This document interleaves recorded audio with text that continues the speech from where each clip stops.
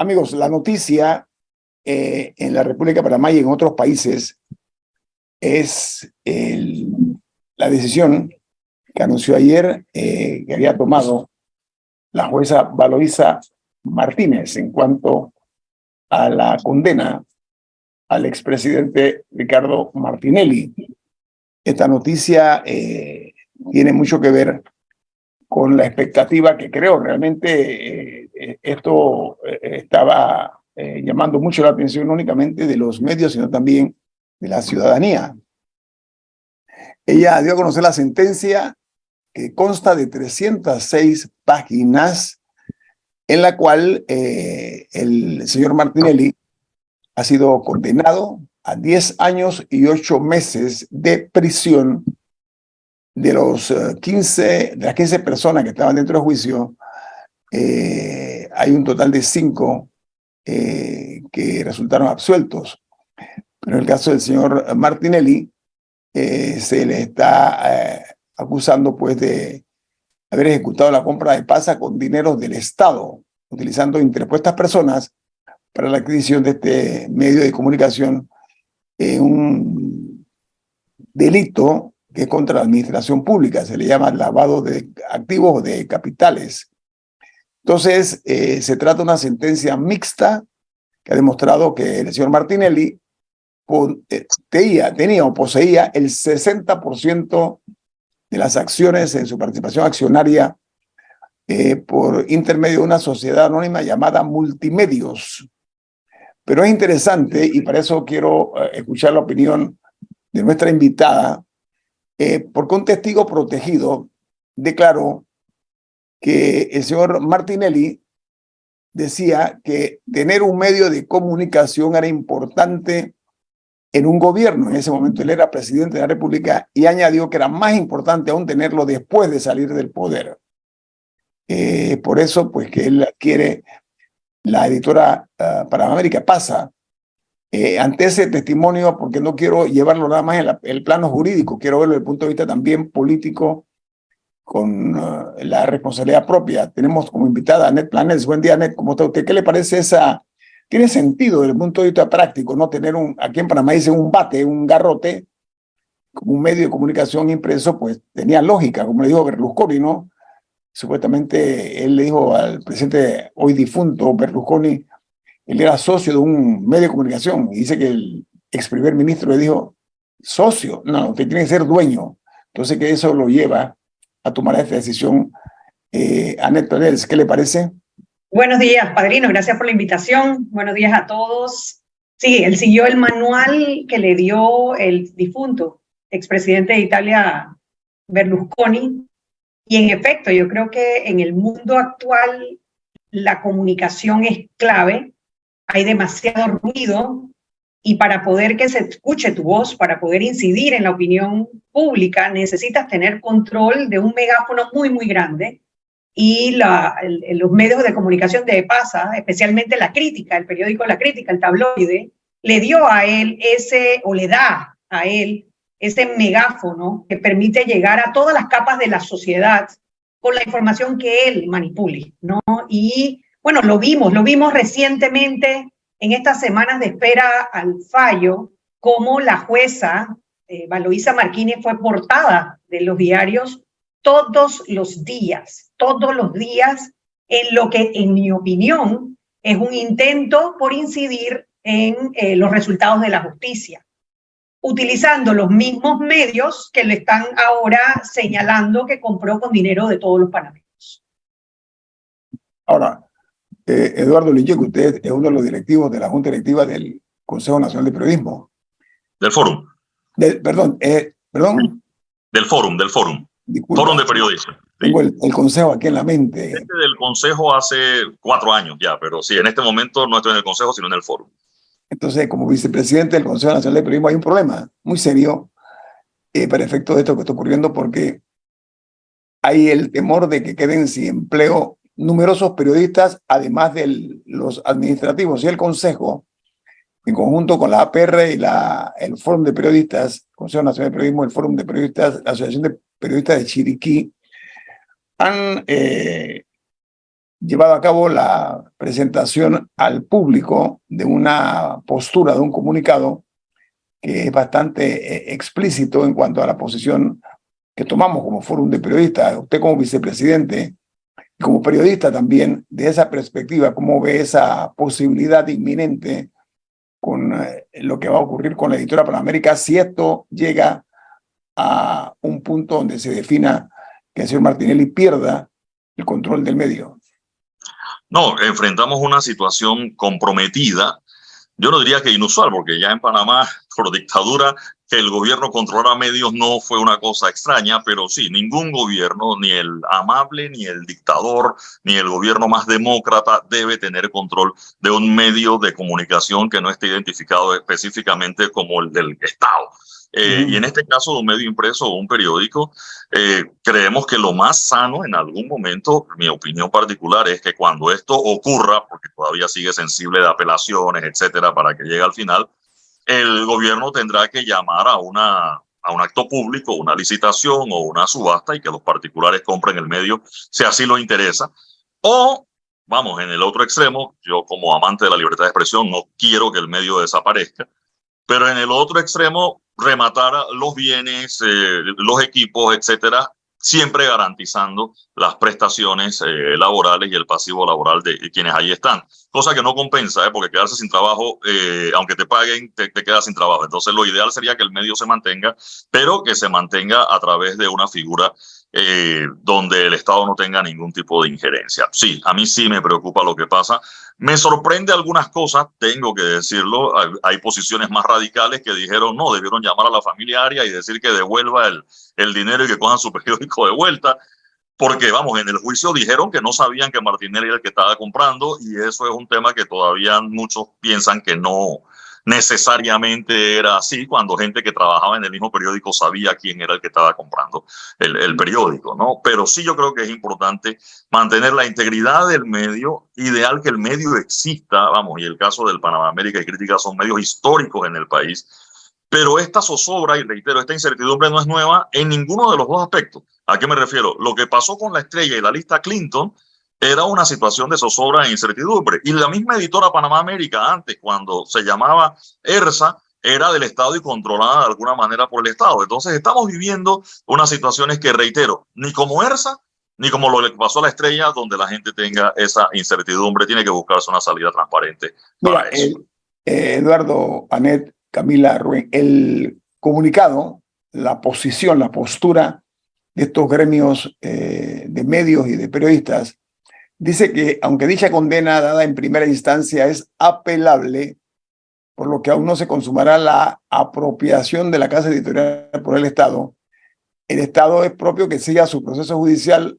La casa editorial, estamos hablando del EPASA, debe continuar operando sin impedimentos, cumpliendo con sus obligaciones contractuales y laborales y asegurar el bienestar de los colaboradores de la empresa. Esto en el evento de que se confirme el comiso de las acciones de Editora Panamá América.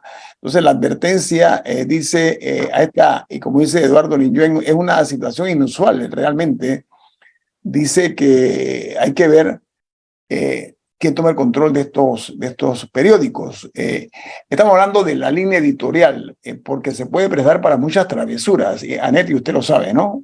Y rápido, Guillermo, porque antes de que te gane la incertidumbre, a un empleado de PASA hoy, ¿quién le va a prestar plata? O sea, ninguno va a poder ir a un banco a hacer un trámite de una hipoteca o de una cosa, porque sabemos que ya entró en una situación de que eso dentro de 6 meses, en menos de un año, va a cambiar de situación. Eso es un problema.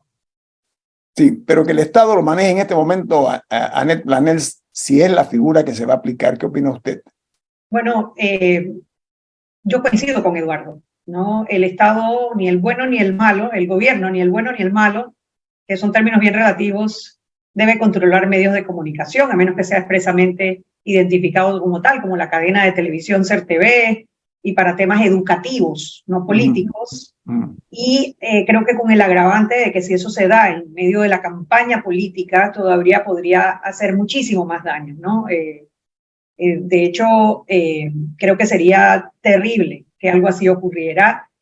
Mi consideración con todos los empleados del Panamá América, del grupo de PASA, que hoy deben tener más incertidumbre de la que ya traían porque tampoco es ningún secreto que ellos han tenido tropiezos económicos en el pago de los salarios y las prestaciones a todos esos empleados que hoy aumentan con un elemento más esa incertidumbre. Y yo creo que mientras antes se decida el tema, acortamos ese periodo de incertidumbre que deben estar todos viviendo. Ojalá que sea primero que todo y sin espacio para el debate, pagándole el 100% de sus prestaciones a las que tienen derecho por el tema del Código de Trabajo y pues los derechos laborales que tienen todos.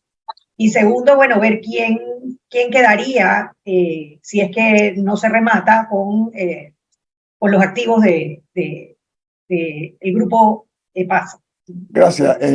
Viene más aquí en su programa En Perspectiva, un programa para la gente inteligente como usted.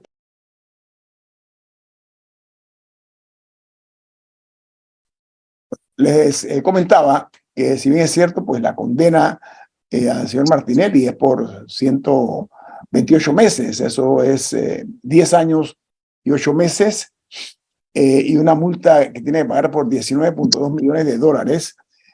Hay que aclarar, y eso lo hacemos en el sentido de que quede constancia de que hay 3 pasos a seguir, son 3. Primero, la sentencia, como dije, de la juez Baravisa Martínez es apelable ante el Tribunal Superior. La decisión del Tribunal Superior también es apelable ante la Sala Segunda Penal. Entonces, cuando esta sala se pronuncie, no cabrá ningún recurso. Ahí termina la posibilidad de apelar. Y entonces sale lo que se llama la sentencia ejecutoriada. Esos son los pasos. Señor Murga, adelante. Bueno, una de las cosas importantes que hay que discutir, que en Panamá hay que exigirle cierta moral a los propietarios de medios de comunicación. O sea, en el sentido de que aquí cualquiera puede comprarse una televisora y puede comprarse un periódico. Si tiene dinero, señor una emisora. Ajá. Y no tener ningún compromiso con la sociedad. Entonces, esas cosas el país las tiene que enfrentar. Yo recuerdo una de las cosas buenas que surgió cuando se creó el diario La Prensa. El diario La Prensa surge con una sociedad anónima muy variada y le trajo un aire fresco al país, porque surge con un Torrijos mandando y Torrijos respetó la existencia del diario del diario la Prensa. Entonces esas cosas Panamá tiene que sentarse y decir que bueno, el dueño de una emisora, de una televisora y de un periódico no puede ser lo mismo que si fuera una tienda de abarrotería o una mueblería. Tiene que tener un comportamiento. Entonces yo creo que ese tipo de cosas la sociedad panameña la tiene que discutir. Hoy en día ya los periódicos no tienen la fuerza de antes. No la tienen. Los periódicos no circulan. Entonces, todo eso circulan. Las mismas emisoras, Guillermo Antonio. Tú naciste con una buena emisora que tiene ya... Sí, pero no entremos en asuntos personales, Murga, con todo respeto. Yo quiero referirme al tema que nos ocupa. De verdad, las emisoras han jugado un papel, ya no son musicales. Okay. Ahora son noticiosas. Algunas. Hay un pero tema han abandonado la onda musical. Sí, pero vamos a retomar el tema que nos ocupa, que es el de la sentencia a 10 años y 8 meses al expresidente Ricardo Martinelli, que repito, es apelable. Aquí no hay que tener por qué razón tomarlo ya como que es definitivo. Porque esta condena, como dije, también alcanza a otras personas, como Daniel Ochi, que ha sido condenado a 96 meses de prisión, a su hermano David, que lo espera un juicio ahora porque él tenía fuero electoral como precandidato presidencial por, casualmente, el partido Realizando Metas de Ricardo Martinelli. Ahora, Annette Planels, mi pregunta va en la siguiente dirección. El hecho de que se lleve a pensemos que se consuma el hecho, porque este bien de estos periódicos, por supuesto, va a ser víctima de un comiso, ¿no? Hay que ver las acciones de PASA y las que tiene también el Estado, cómo funcionaría esto, pero en este momento político, Annette, ya estamos en una campaña preelectoral. Si se toma la rienda de este periódico, habría que ver quién lo va a administrar. 2, quién va a fijar la línea editorial. Yo creo que esa parte hay que comenzar a verla. Y tercero, si se va a licitar, desde ahora yo puedo sospechar que ya hay personas que están afilando el colmillo, ¿no? Para hincárselo a este grupo de medios impresos. Su visión, Annette Planels, ante este escenario que le acabo de presentar. Bueno, primero no puedo dejar de comentar que la importancia del fallo que publicó ayer el juzgado segundo liquidador de causas penales, la jueza Valoisa Martínez. La primera vez en más de 60 años, creo que desde el juicio de Remón, del supuesto asesino de Remón, que se condena a un expresidente de la República, ¿no? Fue guisado en aquel momento. Ajá. Guisado, correcto, gracias por la aclaración. Y no fue una condena leve. De hecho, estoy segura que es una de las condenas más duras, tanto en tiempo de cárcel, porque estamos hablando de más de 10 años, como en la pena accesoria de los $19 millones. Yo no recuerdo, y quizás aquí sí sería bueno traer abogados penalistas con experiencia. Mañana tengo precisamente una le dejo una pregunta, si hay algún precedente de una pena accesoria de ese tamaño, de $19 millones, que entiendo que si no lo paga, como me explicaron, si no lo paga, tiene que hacer, creo que a cada día son $100, o sea que sería mayor inclusive la pena que los 10 años que le han puesto. Y el decomiso creo que es una de las primeras condenas contra sociedades anónimas. El Código Fiscal nuestro, el Código Penal nuestro, incluye la condena a personas jurídicas, algo que es bastante nuevo en la justicia penal, y esto debe ser seguramente una de las primeras condenas a una persona jurídica al deshacerla, porque lo que hablan es de deshacerla y las acciones pasar al Estado. Es histórico el fallo, como lo miremos, aunque no sea todavía definitivo, es un fallo histórico. Y resaltar también el valor de esa jueza, la valentía de esa jueza que se pasa la historia. Ella pasa a la historia. Annette, ella pasa a la historia. Ella pasa a la historia. Claro, porque ella no se está enfrentando a cualquier expresidente. Estamos hablando de una persona que tiene poder económico y poder político actualmente, y que ha demostrado no tener ninguna clase de escrúpulos para ir en contra de las personas que considera le han hecho daño. Y en eso pues no me gusta meterme en personal, pero yo soy un fiel ejemplo de esto, ¿no? De que de parquear un camión afuera de mi casa para llevarse mis muebles, gracias a Dios no pudo. Así que sí, yo quería resaltar antes de todo el valor de esa jueza, y ojalá sea un ejemplo para el resto de los jueces del sistema, porque si nosotros resolvemos el problema de la justicia en Panamá, se resuelve el problema político también, al sacar a todas estas manzanas podridas que van saliendo en el sistema. Veo a Camila, no he pensado contestar la pregunta, pero veo a Camila levantando la mano. Adelante. Dime, Camila. Más allá de la condena al expresidente Martinelli, hay dos otras personas condenadas, dos o tres, son cuatro, dos personas más condenadas. ¿O son cuatro? Son 5 en total, con él son 5. Ajá, ok, son otras 4 personas condenadas y hay 10 absueltos. ¿Cuál es tu lectura del resto? O sea, de esas otras 14 personas. Bueno, yo como soy obsesiva con estas cosas, me leí las 300 páginas del fallo, y no soy abogada, claro, pero sí veo una línea muy lógica entre quienes entran y quienes no entran. Aquellos dineros que provenían de obras del Estado, que no tienen en este momento casos abiertos, como la construcción de la Asamblea Nacional, del edificio de la Asamblea Nacional, el caso Financial Pacific, ellos fueron absueltos. Los que quedaron condenados fueron por 2 casos. El caso de la autopista Arraiján La Chorrera, que es el caso de los hermanos Ochi, Daniel, Dina y David Ochi. Daniel el que quedó condenado, David el que está esperando por juicio. Y el caso de la Ciudad Deportiva, una empresa que se llama Condote, donde condenaron a Iván Arrocha, que fue funcionario del gobierno de Martín de Torrijos. Fue vicealcalde en el gobierno de Torrijos, y una ex Miss Panamá, Ivette Vázquez, que parece que pues trabajaba con él y firmó un cheque, ¿no? Firmó el cheque que no debía firmar, ¿no? Eso de alguna manera simplifica dramáticamente la apelación, el proceso de la apelación.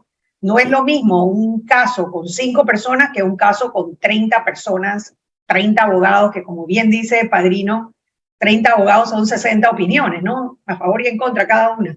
Sí, ahora, Eduardo, hablemos lo que es noticia. Tú eres un periodista con mucha experiencia.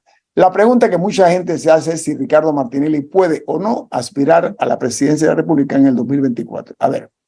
Sí, primero, eso es lo que más me preocupa. Mientras la sentencia no esté debidamente ejecutoriada, atención, eso significa que el fallo no haya sido recurrido al segundo tribunal de justicia y a la segunda de la Corte Suprema. Las posibilidades están ahí, Eduardo. ¿Cómo la percibe usted si no hay una sentencia ejecutoriada y él puede correr a la presidencia? ¿Puede ser victimizado? ¿Puede ser una herramienta o un arma que él puede utilizar al victimizarse o no? A ver, el que va a votar por Ricardo Martinelli ya tiene decidido votar por Ricardo Martinelli, no importa la sentencia que haya sobre él. Es decir, si él puede correr, como en efecto todavía puede correr hasta que no se agoten todas las instancias y la sentencia no esté ejecutoriada, su caudal político no disminuye. Quien vaya a votar por Ricardo Martinelli no está considerando, mira, le pusieron una sentencia, no, mira, es culpable de blanqueo de capitales. No, ya él fue designado corrupto significativamente o corrupción significativa por el Departamento de Estado de los Estados Unidos, y eso no afectó en nada el caudal político de Ricardo Martinelli. Sus hijos fueron hallados culpables de conspiración, de blanqueo de capitales en los Estados Unidos, y eso no afectó en nada el caudal político de Ricardo Martinelli. Y esta sentencia en este momento, vamos, para algunas personas saber que alguien tiene una sentencia, para mí saber que tengo una sentencia me preocuparía o no votaría, o eso es una mácula que definitivamente le baja. Para Ricardo Martinelli y para los seguidores de Ricardo Martinelli, esto no significa nada, sino más espacio para protestar, para victimizarse, etc. Ahora, también debo decir lo contrario. Victimizarse no necesariamente le va a hacer ganar tampoco más adeptos. Es decir, el caudal de Ricardo Martinelli sigue siendo el mismo con esta sentencia o sin esta sentencia. No va a subir y no va a bajar con la decisión que se ha tomado. Y sigue en carrera política, porque hasta que no se defina al final, no está. Lo que me preocupa es eso.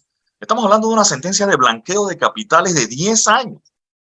Y en Panamá lo que nos sigue preocupando, o el tema de conversación en general, es el tema de si la persona puede correr o no puede correr, y no la sentencia y un tema de justicia, ¿no? Yo creo que aquí siguen las pruebas a la justicia. Vamos, este sistema que hoy declara culpable a Ricardo Martinelli es el mismo que lo declaró inocente de los pinchazos, 2 veces.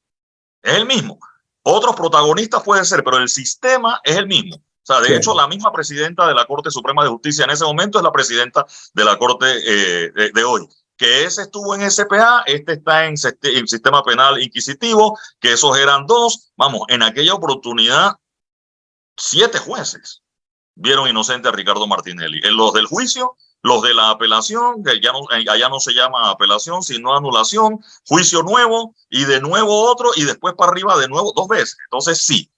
Es el mismo sistema. Entonces yo creo que hay que empezar, nosotros cuestionamos el sistema por un lado, aplaudimos el sistema por el otro. Yo creo que hay que encontrar la manera de que esto no sea tema de cuestionamiento. O sea, por eso yo siempre hablo de la certeza de la investigación, para que cuando salga la decisión del juez a favor o en contra, uno no esté cuestionando el sistema y respetando el sistema. Todavía nos falta mucho por caminar en esa dirección. Ahora, Eduardo, escuchándote, a juzgar por los recientes escándalos que han ido surgiendo ya y lo que está ocurriendo, hay otro expresidente de la República que está en fila, también ha sido señalado por los Estados Unidos de América, al igual que el señor Martinelli. El reloj de la historia había dado un salto atrás en cuanto a su efectividad. Y eso estaba afectando la salud de la República de Panamá y su prestigio internacional por la laxitud de la justicia panameña. Da la impresión, por los cambios que se han visto y escuchado, que hay una nueva dinámica en la justicia panameña de cara a los casos de alto perfil. Esa es otra de las situaciones que hay que ver. Hay un corte comercial. Esto es En Perspectiva, un programa para la gente inteligente como usted.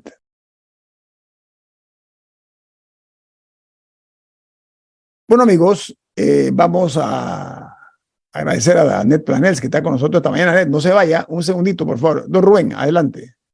Bueno, hasta ahora en Panamá, en torno a los medios de comunicación, el único que estaba interviniendo era el gobierno de Estados Unidos, que se atrevió a criticar a Ernesto Pérez Valladares, a Martinelli, y terminó quitándole la visa ahora a Varela. Me deja por fuera al presidente Varela, señor Murga. Está dejando por fuera a Juan Carlos Varela. Adelante. Sí. Es importante. Estados Unidos era el único que estaba vigilando los medios de comunicación en Panamá. Porque los medios de comunicación no tenían ni siquiera una autoridad que los regule ni nada. Entonces, el ejemplo de la jueza ahora es importante porque la justicia panameña ya se atreve a opinar y bueno, y hay que darle todo el beneficio de los recursos a los condenados, ¿no? Porque ahora mismo los únicos que vigilaban el comportamiento de los medios era el gobierno de los Estados Unidos. Señor Murga, déjeme decirle algo nada más por el respeto a la audiencia. Los Estados Unidos en esta empresa jamás ha interferido, ni creo que haya interferido en ningún medio. Con todo respeto se lo digo. Eso no es un tema que quiero en este momento dilucidar, pero que yo sepa, y me manejo con muchos medios de este país, Linjuelo lo sabe, Eduardo Linjuelo lo sabe, no siento, que hay opiniones, etcétera, sí, pero de interferir. Que nos escuchan también, Guillermo. Por supuesto, porque si el trabajo... Daniel, mira, Eduardo, ese es el trabajo de una embajada en cualquier país, y tú lo sabes. Bueno, retomemos el tema aquí con nuestra invitada, Annette Planels. Panamá ha entrado en un estado de complacencia con los corruptos. No sé si usted lo ve desde esa perspectiva, Annette, al punto que se diluían los casos y no había peces gordos en el sartén de la justicia, friéndose, ¿no? Ahora da la impresión de que ha habido un giro en sentido contrario. La dinámica de la justicia ha cambiado, Ministerio Público, Corte. Si hay una dama que hay que reconocerle los pasos que ha dado porque se ha atrevido, como muchos hombres no se atrevieron, y también hay que decirlo, hay otra dama esperando el turno al bate, que es la presidenta de la Corte Suprema de Justicia, Annette. Estamos en manos entonces de decisiones tomadas por las mujeres al final del caso de Martinelli. Bueno, mira, han sido las mujeres las que más se han enfrentado a Ricardo Martinelli, y puedo mencionar algunas. Ana Matilde Gómez, quien cuando le pidieron la renuncia a la Procuraduría, siendo presidente Ricardo Martinelli, la tuvo que condenar, la tuvo que llevar hasta una condena que hoy en día está siendo revisada por la Corte Interamericana de Derechos Humanos y que es una vergüenza que carga nuestro sistema judicial, que no sé cómo van a revertir. Y bueno, Balbina Herrera, quien también fue condenada por los famosos correos electrónicos en donde se evidenciaba un tema de corrupción para la construcción de cárceles modulares. Ahora Valoisa Martínez, en su momento, bueno, Kenia Porcel, ha habido muchas mujeres, y María Eugenia López, ha habido muchas mujeres que han sido las que se han enfrentado, donde los varones no han tenido quizás el mismo valor, ¿no? Y no quiero generalizar, pero sí destacar algunas mujeres valientes en esta lucha en contra de Ricardo Martinelli. Dígame. Sí, yo siento que la temperatura del agua política está subiendo en cuanto a su hervor, ¿no? O sea, está hirviendo. Y esto traerá como consecuencia que el lenguaje se vaya a ir avinagrando, se vaya a ir haciendo cada vez más grueso, más espeso por parte de la gente que está en la futura disputa del poder. También es sobre la puerta para que pensar que Ricardo Martinelli, un hombre que sabe del poder, él conoce las mieles y las hieles, la hiel del poder, porque tiene esa particularidad del poder. Sospecho yo que él comprenderá que la mejor defensa es la ofensiva. Así que yo por eso decía, habría que ver cuál va a ser la respuesta del señor Martinelli ante esta situación. Dinh Nguyen, desde su perspectiva, ¿qué lógica lo lleva usted a analizar este tema? No, a mí me preocupa la polarización que representa Ricardo Martinelli en la sociedad panameña. Es decir, Martinelli, sea culpable o inocente, cualquiera de las dos circunstancias, y digamos llegue a ser candidato, va a venir y digamos que gane. ¿Qué va a pasar después del 1 de julio si Ricardo Martinelli gana? Aquí habrá gente dispuesta o complaciente con una figura de golpe de Estado debido a la animadversión que le tienen a Ricardo Martinelli. Dos, que vaya a la asamblea y la asamblea lo juzgue, y en un juicio en la asamblea, que por muy en derecho que sea en la asamblea, los juicios son políticos, y termine sacando a Ricardo Martinelli del poder, y que entremos en un país con esos cambios presidenciales continuos, como lo que ha pasado en Perú, por ejemplo, que llevan como 10 presidentes en 5 años, no sé cuántos llevan. Entonces, esa capacidad disruptiva de Martinelli, a favor o en contra, no es conveniente o sana para un país como el nuestro. Reitero, los que somos amantes de la democracia entendemos lo que eso representaría. Y con Ricardo Martinelli en el poder, esa polarización que se ha dado en el país sería peligrosa, porque aún siendo inocente, pero tendría que haber un juicio en la asamblea. Claro, es decir, hablábamos hace un rato de que esto se dilate. Si esto se dilata hoy, es decir, que la apelación se dilate, que los jueces, los magistrados en el Tribunal de Apelación también tienen mucho tiempo para decidir, y después la casación, las propias magistradas en la sala penal de la Corte tienen mucho tiempo para decidir. Si Martinelli corre y gana, el 1 de julio, ese documento o todo el expediente que sea en la fase que se encuentre, así fueran a fallar al día siguiente, no pueden fallar y tienen que pasarlo a la Asamblea Legislativa. ¿Por qué? Porque solo la Asamblea constitucionalmente es la que puede tomar decisiones sobre el presidente de la República. Eso por un lado. Y digamos que resuelvan el asunto antes, que el Tribunal Superior de Apelación hoy declara a Martinelli inocente y eso no llega a casación y Martinelli corra como inocente. Las voces en contra de Martinelli y la asamblea que va a quedar conformada después del 1 de julio del otro año, después de las elecciones, también va a ser disruptiva con Ricardo Martinelli y lo llevarán a juicio a la asamblea por otras razones o por otras situaciones y con muchas posibilidades de que la asamblea lo destituya también. Entonces mi preocupación es el escenario al que nos enfrentamos con Martinelli, culpable o inocente, no importa, por lo disruptivo que es y la polarización que ha creado su presencia o su candidatura, más que su presencia, su candidatura, la polarización que ha creado. Gane o pierda. Y te agrego un escenario para que te preocupes más todavía por esa polarización. En el caso de que llegue a la presidencia de una u otra manera, él ya probó no estar en el poder. Él ya probó lo que se siente bajarse de esa silla. Él estuvo 1 año preso en los Estados Unidos y 1 año preso en Panamá. Él ha sido designado corrupto por el Departamento de Estado de los Estados Unidos. Sus hijos estuvieron presos en Guatemala y en Nueva York. No puede salir del país porque seguramente tiene un indictment en este momento en el mismo juzgado donde los hijos confesaron que él era el autor del delito, ¿no? Entonces, una persona en esas circunstancias que vuelva a llegar al poder va a hacer todo lo que esté en su alcance, todo lo que esté en su alcance, y sabemos que las leyes no son las que lo van a parar, porque no lo han parado antes, para mantenerse en esa silla.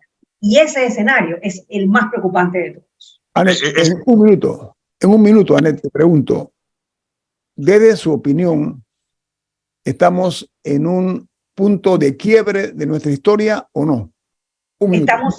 Yo sí creo que estamos en una encrucijada en donde nuestro país puede dar la vuelta y regresar a empezar a fortalecer las instituciones, empezando por la justicia, porque si bien nosotros tenemos miles de cosas que reclamarle al gobierno de Laurentino Cortizo, los nombramientos de la Corte han sido los mejores de los últimos años, y ya ha empezado la carrera judicial, hay fondos en el órgano judicial, el sistema penal acusatorio, uno ve los jueces mejor capacitados, hay un avance hacia positivo, lejos de lo que necesitamos, pero el órgano judicial está caminando en el camino correcto, o echamos para atrás y regresamos a la época en donde nombraron personas como Alejandro Moncada en la Corte Suprema, que terminó preso, muy corto tiempo en mi opinión, preso por haber vendido fallos de la Corte Suprema de Justicia, bueno, por enriquecimiento injustificado.